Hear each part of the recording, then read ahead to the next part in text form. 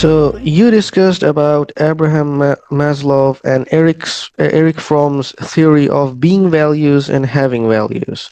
So I mean, I'm not getting what they really mean by these terms. So what is the difference between these two terms?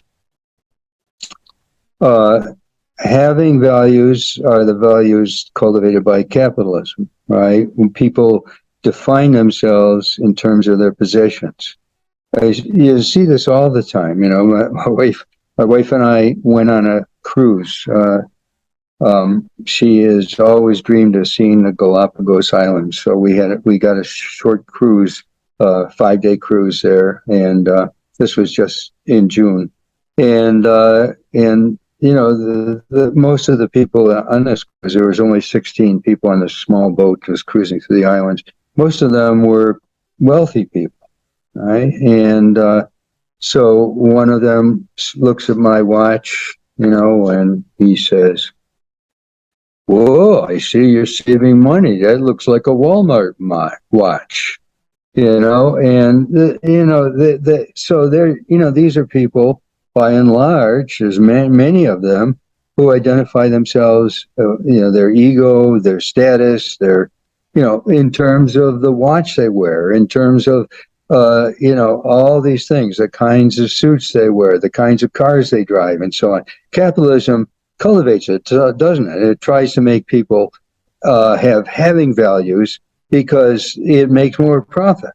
It, and being values is the beginning of an awakening process, right? That all the mystics of all the great religions have been pointing toward being values, and Eric Fromm does the same thing. He being values means that there's something about human life that we can discover because it's there with us all the time, in that living is an end in itself. Living is self-fulfilling in the moment.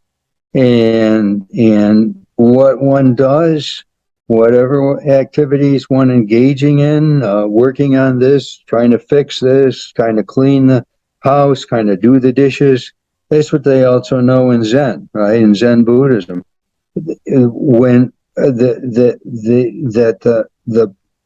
fulfillment comes in this welling up of the sense of being, a sense of reality, the fullness of life, the ecstasy of life, and that's what Fromm is talking about. If we think life is somehow external to the quality of our consciousness, somehow life has to do with the kind of watch I wear, or the car I drive, then having values will just drag us down.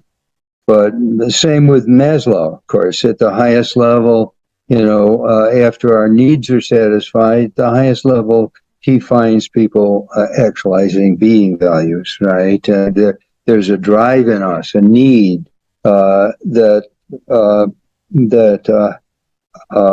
looks for satisfaction, looks for meaning, looks for the fullness of life, and that can only come through being values.